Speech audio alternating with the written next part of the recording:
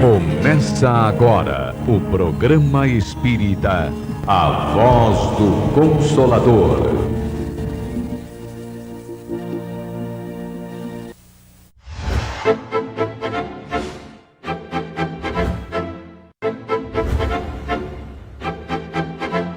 Qual é o objetivo da minha vida? Todos fazemos essa pergunta em algum momento. Neste programa, vamos abordar o tema Os Objetivos da Vida. Faz mais sentido cuidar apenas da vida material? Ou precisamos dar mais atenção para a vida espiritual? Muitas pessoas se perguntam qual o objetivo da vida? E as respostas a essa pergunta variam de idade para idade, de momento em que nós vivemos. Para a maioria das pessoas, é usufruir o máximo que os prazeres terrenos possam apresentar. Na medida em que a vida prossegue, se desenvolve, a gente percebe que tem sede de mais coisas. Segundo os filósofos contemporâneos, o sentido da vida hoje seria nós termos um ideal. E nesse caso, para o espírita, a busca da espiritualização, o processo evolutivo que o espírita já tem noção e que agora já está realmente nessa procura de algo melhor. O objetivo da encarnação é o progresso, é a conversão dos valores materiais para valores transcendentais. Porque na vida de todos nós há lutas, desafios, sofrimentos, provas, crises. E quando nós passamos por esses momentos, a gente começa a se questionar realmente o que vale a pena. Por que vivemos? Para que vivemos? De onde viemos? Essas perguntas que o Espiritismo consegue com muita clareza nos abrir filosoficamente, nos situando dentro da vida, nos contextualizando dentro da vida, faz-nos entender que estamos num corpo, entre o berço e o túmulo, num segmento dentro da grande vida. E Allan Kardec, ele faz um questionamento muito interessante quando ele, no Livro dos Espíritos, quando ele diz que a nosso objetivo da vida é buscar a felicidade e que nós só seremos felizes quando praticarmos as leis de Deus, quando praticarmos as leis naturais. Porque muitas pessoas, depois de conseguirem o seu emprego, depois de conseguirem o seu casamento, depois de terem os seus filhos, estarem na classe social que almejaram, percebem que não são tão felizes assim quanto imaginavam. Depois de adquirirem os seus objetivos, atingirem os seus objetivos, elas percebem que está faltando alguma coisa. E o que está faltando? É o momento em que a gente é convidado pela vida a olhar um pouquinho para dentro. Será que não está faltando alguma coisa interior? Será que a vida não tem um propósito superior? Esse sentido da vida é também um momento de reflexão. Quando a pessoa passando por sofrimentos, passando por muitos problemas, começa a se perguntar o porquê dessas coisas, o porquê dos acontecimentos e buscando aí uma resposta. Vai encontrar o real sentido da vida, que é da maior importância para o nosso progresso, para o nosso processo evolutivo. Para a doutrina espírita, importa considerar: é só esta vida ou é a vida em seu sentido, até diríamos, infinito? Não podemos estar no corpo e levarmos a vida de qualquer jeito, como quem leva com a barriga. Há que termos uma filosofia de vida. Ninguém reencarna para não fazer nada. A reencarnação tem sim como objetivo o aprimoramento. E o aprimoramento só acontece no desenvolvimento das virtudes, das qualidades morais que todo espírito é capaz. Posição social, salário, os bens materiais, certas conquistas, elas são importantes, são valiosas, nós devemos buscá-las, devemos alcançá-las, mas elas são instrumentos para a construção de algo muito mais valioso dentro de nós mesmos. É nesse momento, quando a pessoa atinge esse estado de maturidade, que ela começa a pensar nas questões espirituais da vida. Se nós estamos nessa constante busca do melhor, é claro que o sentido da vida se amplia, os horizontes já são muito mais amplos e nós nos situamos como criaturas que estão nessa busca constante de elevação, de conseguir vencer a si mesmos. Conviver com o ideal, abraçar uma causa, ter um compromisso, ou seja, engajar-se. Então, esse engajar é uma forma de nós nos preenchermos, não é? E nos realizarmos como existentes. Vemos muitos pais dizendo assim, eu não vou colocar filho na vida, esse mundo está tão cão. E vejo outros dizerem, eu preciso colocar filhos na vida para transformar esse mundo cão. Qual é a nossa contribuição no mundo? Qual é a nossa missão existencial? Isso a filosofia espírita nos ajuda a pensar e nos ajuda a balizar para que o nosso comportamento ele possa estar apontando na direção da felicidade e não só do sucesso. É claro que sempre haverá a angústia, a insatisfação, a depressão. Quando nós encontramos esse sentido, quando nós nos conscientizamos de que somos espíritos em caminho para a nossa condição de imortalidade, é claro que a vida terrena passa a ser muito melhor. Todas as aquisições materiais são instrumentos para a realização de algo. Muitas vezes alguém nasce no mundo com muitos recursos materiais porque ele traz uma missão de proporcionar o progresso. Cabe a ele a tarefa de gerar o progresso da comunidade na qual ele está inserido. E ele deve cumprir essa missão com a maior seriedade e com a maior dedicação possível, levando o progresso material, o desenvolvimento da sua comunidade, cumprindo a sua missão.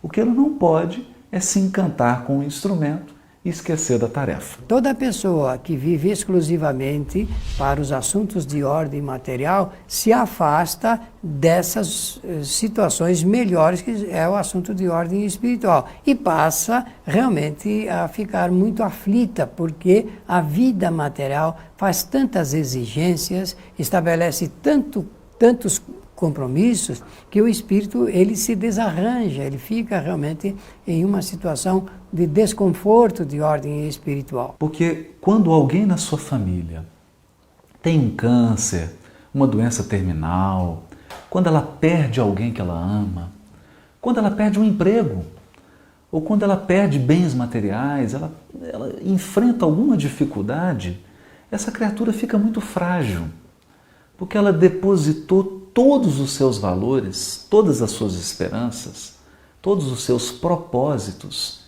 em questões que são passageiras, que são variáveis. Então a gente vê multidões, o próprio André Luiz comenta isso, multidões que encarnam e desencarnam do mesmo tamanho, estacionários. O Espiritismo nos ensina que ninguém retrograda, ninguém volta para trás no processo evolutivo. Mas estacionar, há multidões estacionárias. A pessoa não acordou ainda para o objetivo da vida, não tem um sentido espiritual de sobrevivência do espírito, de continuidade da vida no mundo espiritual, vive materialmente. É extremamente difícil conceber a vida que nós temos hoje sem acreditarmos numa vida espiritual, sem acreditarmos num planejamento superior, sem acreditarmos na ideia de reencarnação. O que é que nós estaríamos fazendo aqui? Para que passar por tanta dificuldade, por tanto sofrimento, trabalhar tanto, correr tanto, se esforçar tanto, se quando a gente morrer, acaba tudo, enterra e pronto. Então, não acreditar nessa vida posterior, não acreditar na possibilidade de reencarnação, tira o sentido da vida e o objetivo de tudo isso. Porque tudo que é material se desgasta e se transforma. Tudo está em renovação. Eu me recordo, por exemplo, da minha cidade natal. Quando você volta para a cidade, você tem uma imagem da cidade que você nasceu e você vai lá fazer uma visita depois de 30, 35 anos, você vê que a cidade mudou completamente. Aquela cidade natal que você imaginava da sua infância não é mais a mesma, né? Eu, às vezes, me olho no espelho e vejo como que está mudando tudo, né? O corpo vai envelhecendo, tudo se transforma. Tudo na vida material é um convite à renovação. de modo que a criatura que se isolou da realidade espiritual da vida, esqueceu dos propósitos espirituais, ela se fragiliza, porque em meio a essa mudança, em meio a essa transformação incessante, ela não encontra piso, ela não encontra segurança. A gente vê no próprio processo mediúnico a manifestação de espíritas desencarnados lamentando o tempo perdido, né? O cidadão, de repente, ele tinha uma visão tão objetiva das realidades da vida, os porquês da vida, e ele se perdeu no meio do caminho, voltado para atividades essencialmente materiais, né? Procurando coisas que ele vai ter que deixar quando ele retornar à espiritualidade, esquecendo-se da recomendação fundamental de Jesus, que nós devemos buscar aqueles tesouros que as traças e a ferrugem não corroem, nem os ladrões roubam, aquele tesouro que é formado por valores espirituais, intelectuais, é o nosso crescimento. Se você não vive assim, você está tendo um sentido materialista de vida. É o que acontece, infelizmente, com a maior parte das pessoas. Então é preciso reconectar-se com esses propósitos interiores, voltar a enxergar um sentido espiritual da existência e entrar em contato novamente com essa força interior que é a única capaz de nos sustentar nos momentos desafiadores da existência. Vamos fazer um intervalo e logo voltamos para discutir os objetivos da vida. Fique conosco!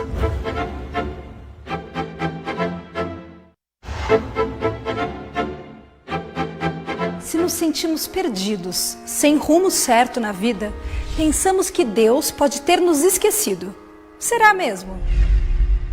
Durante muitos milênios, as pessoas acreditaram mesmo, mas acreditaram muito, que a lei de Deus está escrita em livros.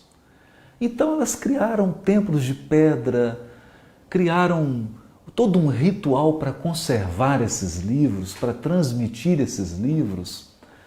Mas a gente fica se perguntando, Deus, na sua infinita sabedoria, no seu poder absoluto, escreveria as suas leis em palavras humanas? A lei divina está em tudo e em todos. O Criador colocou a sua marca em cada ser. Se consultássemos o nosso íntimo mais íntimo, encontraríamos o sagrado falando, expressando aquilo que deveríamos fazer, dizer, a forma como deveríamos nos colocar no mundo. Allan Kardec, na questão 621 de O Livro dos Espíritos, ele questiona onde está escrita a lei de Deus. E o Espírito de Verdade responde muito sabiamente, está escrita na nossa consciência. De modo que não adianta a gente querer fazer uma busca externa para encontrar as leis de Deus. A Bíblia, a codificação, a Torá, o Alcorão, são lembretes divinos para nos lembrar aquilo que está dentro de nós, que foi colocado dentro de nós a partir do momento que fomos criados.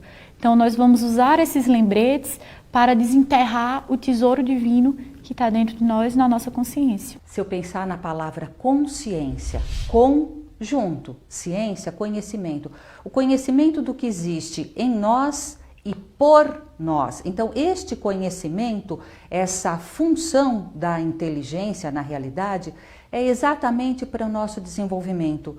Deus nos deu para o aprimoramento a voz da consciência para compreender que as tendências do passado precisam ser superadas, suplantadas. A transcendência é o objetivo. Se o nosso ego humano estiver a serviço desse Deus, é tudo de bom. O ego é um bom servo, mas não é um bom senhor. Se o ego quiser ocupar o palco da vida em detrimento da nossa consciência, estamos perdidos.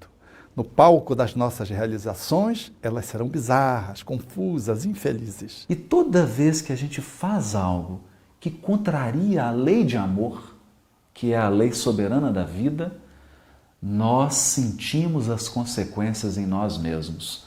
Basta pensar, quando você se irrita, você perde a cabeça, fica muito nervoso, as consequências que isso tem para o nosso organismo físico. Quando a gente tem uma mágoa, tem um ódio, isso nos adoece.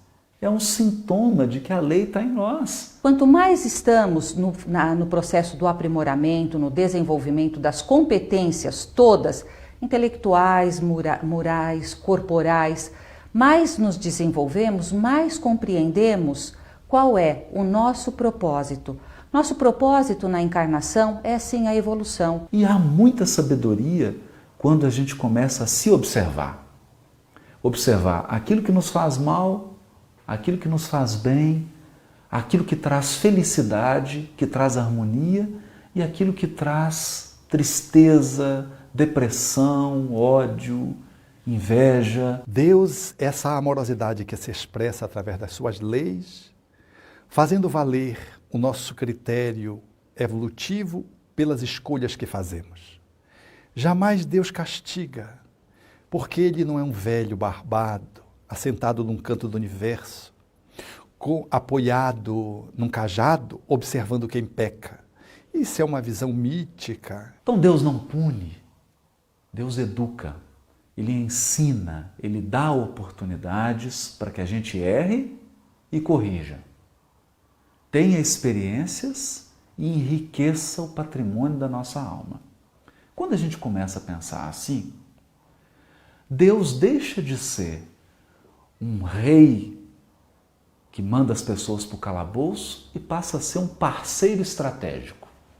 Alguém que acompanha a nossa vida, que acompanha as nossas decisões, acompanha os nossos equívocos e nos ajuda, porque o Criador sabe que quando a gente comete um equívoco, nós estamos num largo processo de aprendizado. Deus, bem disse os espíritos Allan Kardec, é inteligência suprema. Bem disse João, é amor. E com mais sabedoria disse Allan Kardec, que é Deus e não quem é Deus. Para descaracterizar que Deus não é um homem, portanto, é o homem quem castiga, quem premia. Deus, portanto, não está nos observando para ver quem peca. Deus é o amor, que nos criou por amor, e deixa que por amor nos coloquemos no mundo. Ele nos dá o livre-arbítrio para que a gente possa escolher o que nós queremos e o que nós desejamos passar. E Ele também nos deixa sofrer, não no sentido de punição, mas que nós consigamos entender os erros praticados. Se eu imprimo uma velocidade inadequada num veículo e perco o controle do veículo, eu não fui castigado por Deus. Eu simplesmente experimentei a consequência de uma decisão, a consequência de uma ação. E isso pode ser trágico. Eu posso perder a minha vida por conta de uma decisão. Aliás, uma decisão de 2 segundos pode trazer consequências de 1000 anos. Isso nos ensina que nós devemos pensar sobre as nossas escolhas, sobre o que a gente quer, educar o nosso desejo e começar a utilizar esse grande consultor que é Deus, esse Pai amoroso que está ao nosso lado o tempo todo. Deus não castiga, Deus não premia, porque Ele não tem as qualidades humanas. Estes sentimentos nos pertencem. Deus, infinitamente justo e bom, nos oferece oportunidade para a evolução. Isso também os bons espíritos. A todo momento que nós fizermos uma prece sincera e pedir ajuda aos benfeitores espirituais, ou guia espiritual, ou anjo da guarda, ele sempre nos auxiliará e nos inspirará para que nós possamos retomar o caminho que por ora nós saímos. Então nós temos que ter na divindade a certeza de que um pai jamais esquece o seu filho. Como explicar uma criança de 3 anos com um câncer terminal? Como explicar alguém que nasce com paralisia cerebral? Como explicar alguém que fez tudo certo? Uma pessoa honesta, digna, previdente, ele fez tudo certo, mas ele perdeu todo o seu patrimônio. A reencarnação, ela facilita para a pessoa uma compreensão do sentido, da finalidade, do objetivo da vida terrena. É nesse momento que a gente percebe que uma vida é pouco.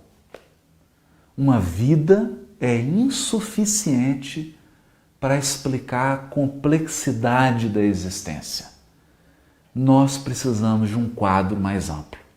E esse quadro mais amplo são as vidas sucessivas. Quando nós sabemos que esta vida é uma passagem, é um momento do eterno, nós modificamos os nossos valores, a nossa visão, a nossa concepção existencial. Quanto mais desenvolvemos a nossa inteligência, a nossa competência, a nossa consciência, mais fazemos a conversão de valores materiais para valores transcendentes. É da lei natural a lei de evolução. Então, todos nós iremos evoluir. Evolui-se pela dor? Também. A proposta é que só pela dor se evolua? Não. A evolução, o progresso espiritual deve acontecer pela aprendizagem.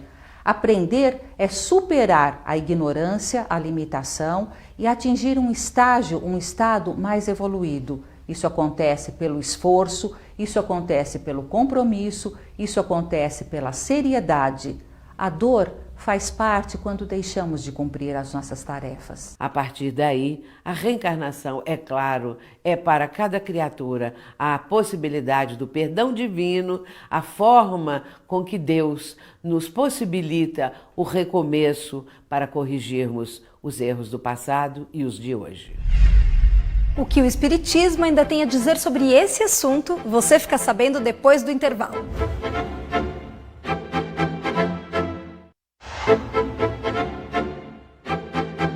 Estamos de volta, hoje falando sobre os objetivos da vida física e da vida espiritual.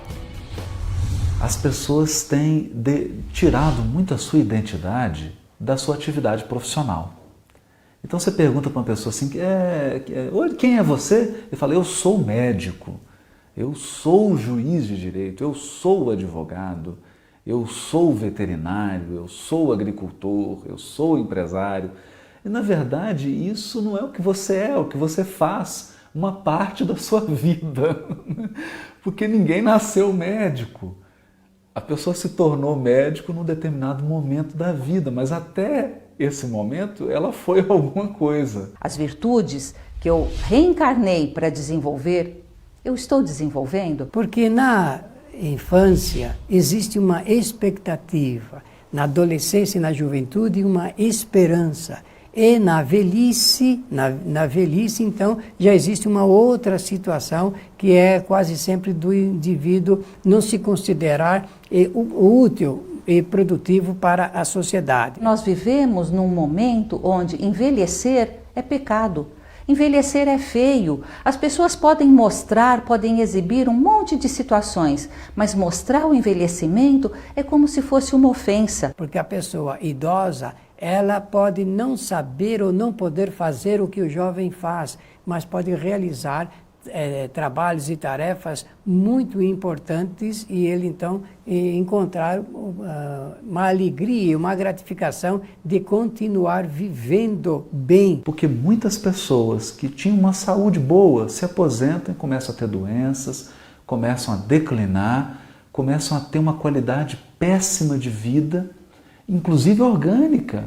Qualidade orgânica cai enormemente porque saiu da sua atividade profissional. Eu preciso perguntar-me, o que eu desejo nesta fase? Como eu estou nesta fase da minha vida? Eu posso aprimorar-me? O que eu ainda posso construir? O que eu posso melhorar para o mundo?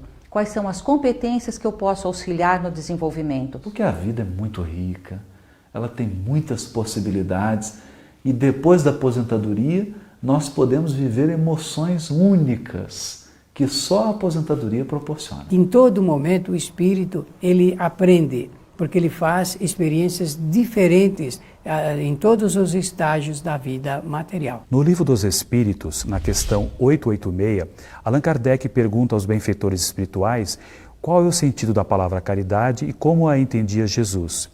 E a resposta dos benfeitores é a seguinte: benevolência para com todos, ou seja, querermos bem a todas as pessoas, indulgência para com as falhas alheias, se eu erro, uma outra pessoa também erra, e perdão das ofensas. Quando conseguimos entender que nós não estamos nessa vida só e que nós precisamos do outro para evoluir, que nós estamos juntos no mesmo barco, em busca de uma evolução, em busca de um bem maior, nós vamos entender que fazer o bem para o outro, praticar a caridade, praticar o amor, não é algo que vem por obrigação, mas é algo que preenche o nosso ser e que é algo que surge naturalmente. Auxiliar o outro é auxiliar a nós mesmos. O resumo de tudo que Jesus nos ensinou é o amor.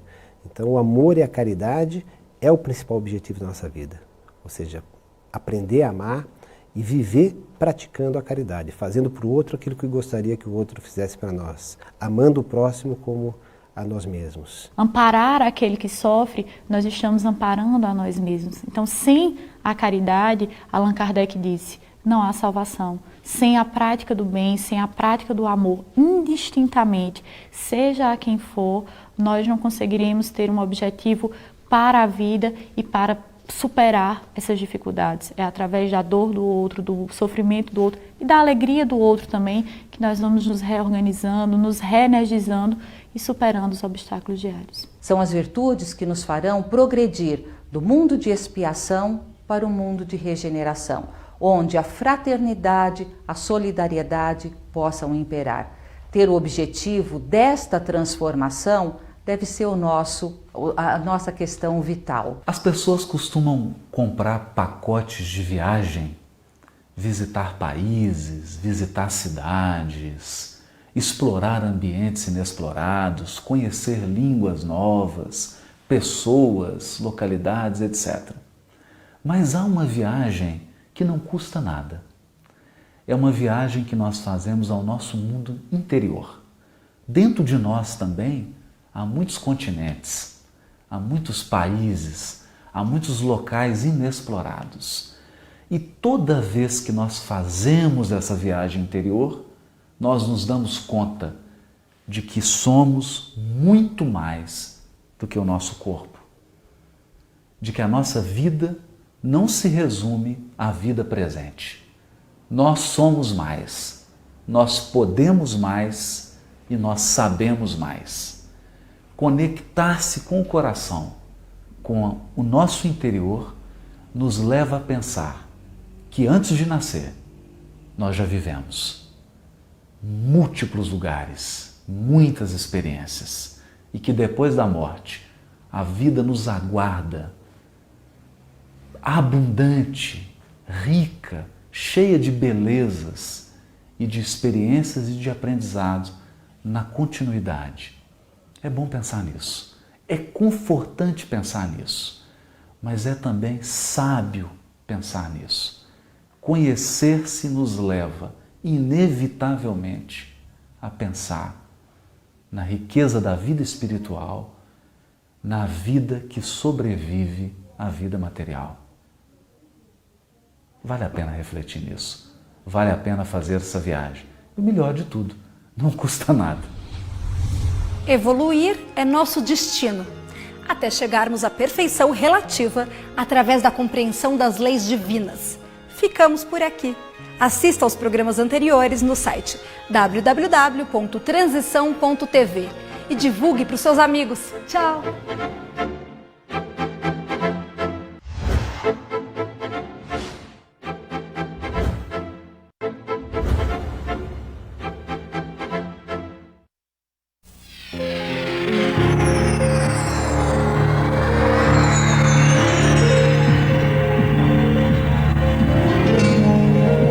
Você assistiu A Voz do Consolador.